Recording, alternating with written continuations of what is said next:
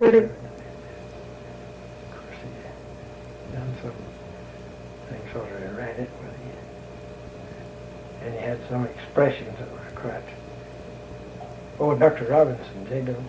Robinson up the river, he was quite a character. I read in, the Northwest High School has a little magazine they call the Heritage, or a little that they put out, and it's good for, it's a good little I don't know if they call it a magazine, but the name of it is a Heritage. But anyhow, they had an article about Dr. Robinson, and apparently he was a character too. Well, like fellow, of course, he had his ways. That they mentioned that there in his later years that he had a problem, I guess, with maybe drinking. Yeah, they told some pretty strong tales on him.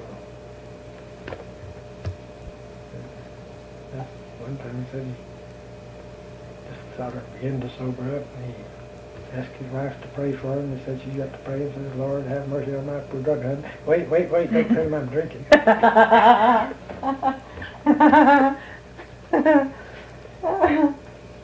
Well, he must have been an interesting person. He was. He had a good sense of humor too. He was quite a character, Dr. Robinson was. I always enjoyed him. He'd send some patients down here to the hospital, but he'd never treated them down here. He'd always send them in.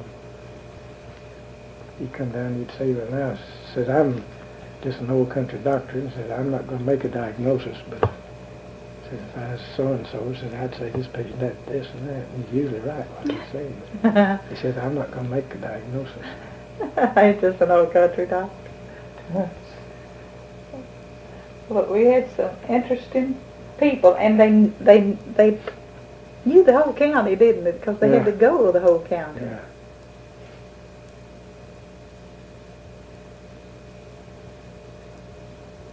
Well, I guess times have changed, and we'll never go back to the good old days, will we?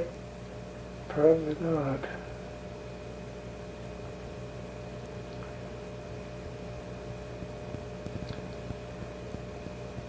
Because I think a lot of times when you make a lot of changes and improvements, and if you're not careful, you lose a whole lot of things in making the transition.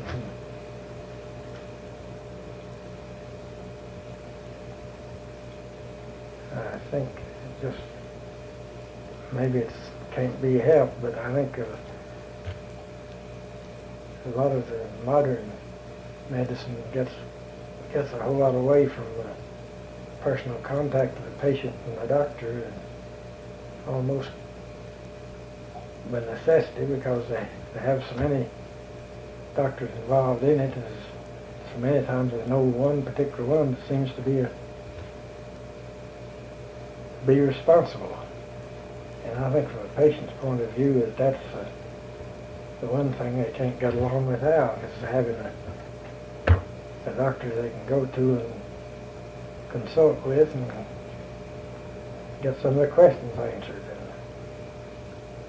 And a lot of times, and especially in the larger hospitals, nobody takes that responsibility to answer it. Well, they'll answer a technical question, but just to answer the personal question that the patient wants to know from a patient's point of view, they always leave it up to somebody else, and somebody else never turns up. Well, I've thought about that some too. Now, nowadays, you say if you have to go to, say, Winston or somewhere for serious surgery, the doctors will tell you in no uncertain terms what their diagnosis and prognosis is about it, whether it's to be maybe a fatal thing or what, which sometimes I think it's kind of hard for the patient to take.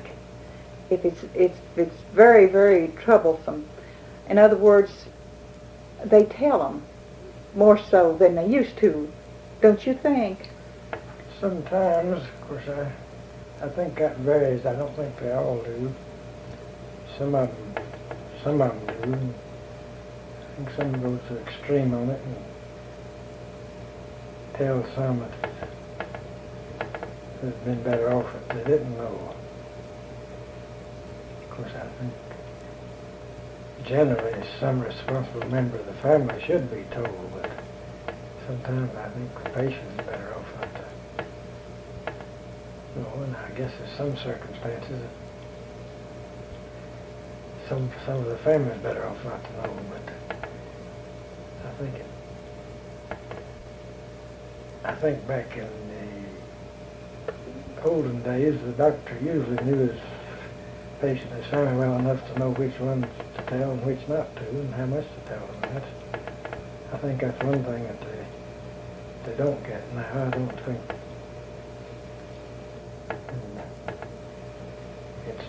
I don't know if there's a simple answer to that, just to how you're going to get around it.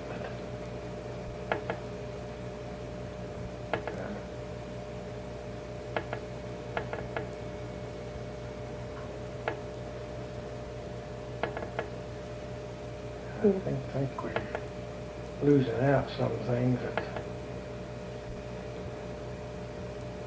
we gained in some respects. I think we're losing out in some. Well, I was thinking of when my father had a laryngectomy at the Baptist Hospital. Well, his surgeon, I guess, told him what he planned to do.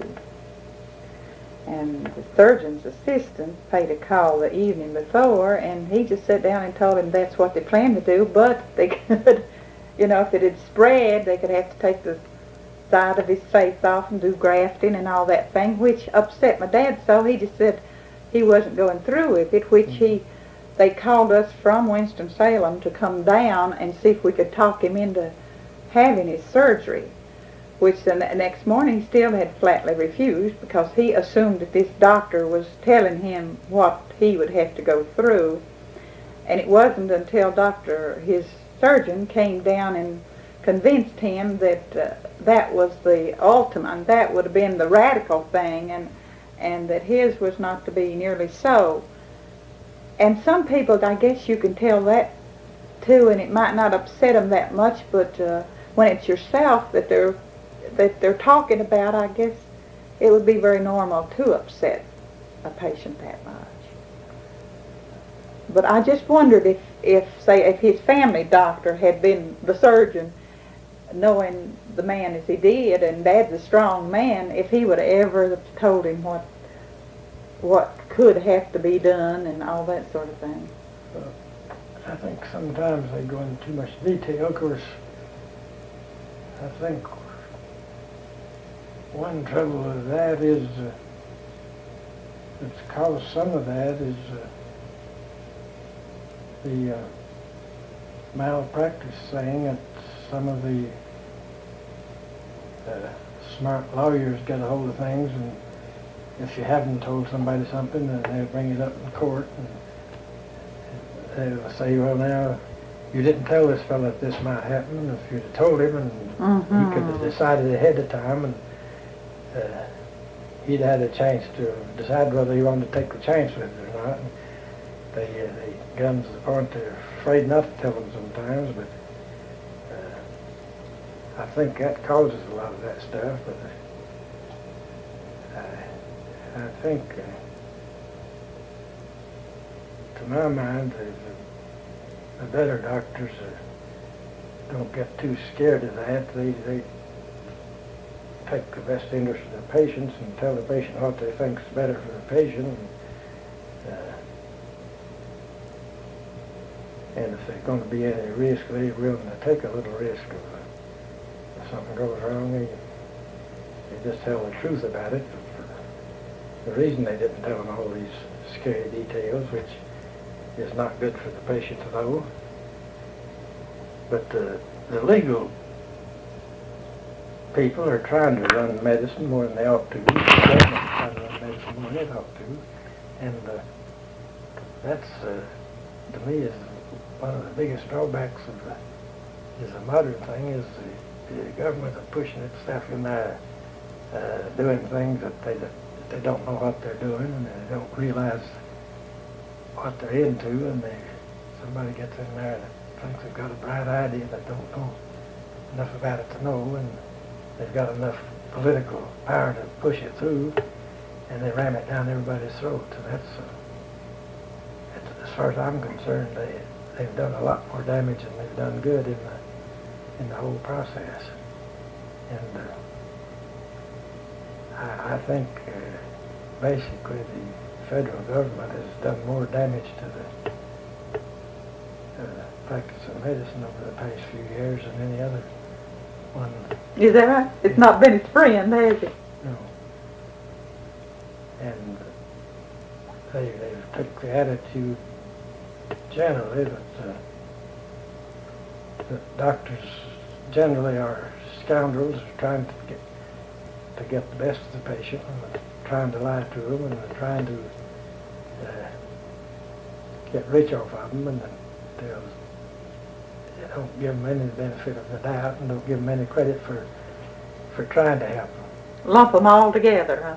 Yeah, and they make all their laws and their regulations on that basis. Mm-hmm. The doctors are a bunch of scoundrels that they have to control. They're protecting the people And, from the doctors. And to me, that attitude is just made it very difficult to have a good relationship with the patient. And I think that causes a lot of doctors to go to the extreme. They say, well, if I don't tell them everything, then if something does go wrong, then they got me over The barrel. there. And, Well, back when you first started out, there's no way you could have foreseen the nicety of having patients who had insurance when dollars were hard to collect and all that sort of thing. That was before your time. People didn't carry hospital or medical insurance, did many they? of them have it. Of course, I've always felt like even that insurance encourages some people to be sick more and to be harder to get well, because as long as they've got insurance that pays them for being sick, they stay sick. And I've found that a lot of people that have insurance and it'll pay them a disability while they're disabled, they can't get well as fast as the fellow that don't have it. And a lot of times they don't intentionally do that, but it's just the nature of the thing. And the fellow if he's sick and he's getting his way paid, and he's just not got as much incentive to get well. Mm-hmm. And a whole lot of those things make a big difference in a lot of cases. And of course, that's not enough. Not enough to disqualify anybody from taking insurance. I guess there's enough benefits to it. It's a good thing in general, but it has its drawbacks, even the best insurance. Well, I think there's really nothing to beat a good, relationship with your family doctor, where the doctor knows the patient. I think that's the primary thing in any, especially in any medical relationship, is the relationship of the doctor and the patient. And that's what I'm afraid they lose a lot of times in these, where you have so many people involved that no one is responsible for the overall care. Everybody's just responsible for his particular line, and nobody's responsible for everything. I think that's where so many people are dissatisfied. That they say now that people are getting better medical care than they ever did, and they're less satisfied with it than they ever was. Well, I think that's the cause. Could be. But there's no way that a doctor, you say especially in the big hospitals, and most of us who's had any serious illness in our homes, we've had the experience of going to a big hospital. But there's no way that that surgeon or that doctor, who's seen you maybe 2 or 3 times before, could come in and look at you and say, well, he don't look right, because they've not seen him more than that. A family doctor can look at you and a lot of times say, well, you know, you're just looking worse to me, or peaked as they used to call it, and know that maybe he wasn't getting along as well as you'd hoped. That sort of thing can't exist now, can it? No, not as well as it did. At the big hospital. Of course, they have maybe other technical ways of following the course, and they maybe keep up with it pretty well, but they don't communicate with the patient, and the patient don't realize that they do know about it. In other words, as far as the patient's concerned, they haven't seen this doctor for but once or twice, and then as far as the patient's concerned, he don't know anything about him. And he knows a whole lot about him, but he don't take time or the trouble to go and talk to him enough to let him realize what he does know about it. I think if the fellows responsible for a case like that would realize his responsibility to the patients enough to go and talk to him a little more and consult with him and give him a chance to ask him a few questions, and just a little communication between the patient and the primary doctor that's overall responsible for him. I think that'd make a big difference in it. Of course, it'd take a little time and a little interest in him, but I think that's what they're going to have if they satisfy the patients like they used to. I think it could be done if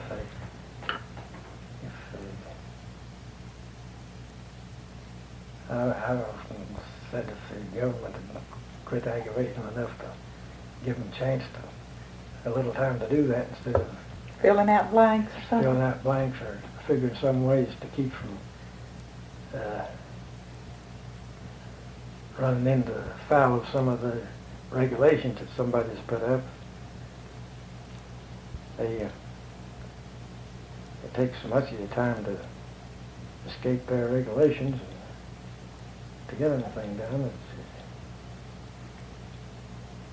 Put only spare time into that.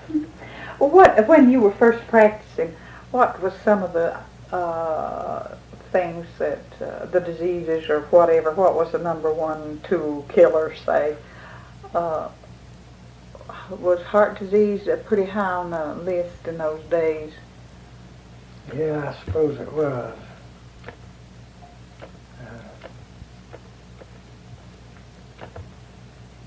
Was the mortality rate pretty high with childbirth?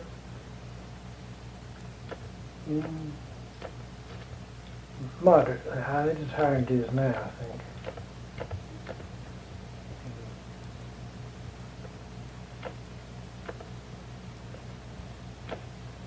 I think in babies, maybe more of them didn't live.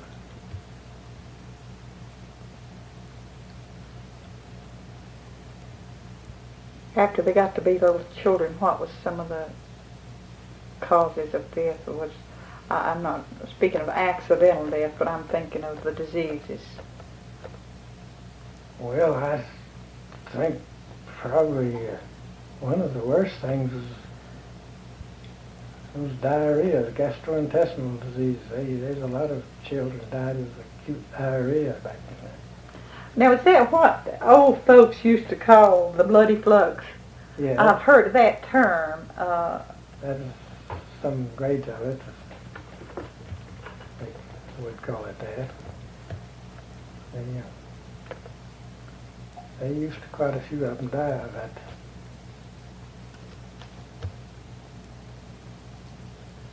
Diarrhea to get in the summer. Was that what caused that? I know that It Well, seems, it's usually some type of infection, and they get either in the water or food or milk or something. wonder if they boiled their milk or boiled the water, would that have prevented it? Probably it would in a lot of cases.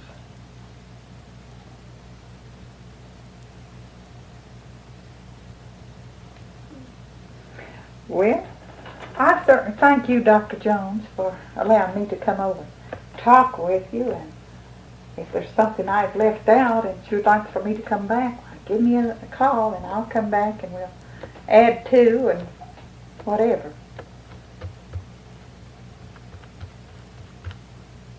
And thanks again. Okay. Now, when this is packed up,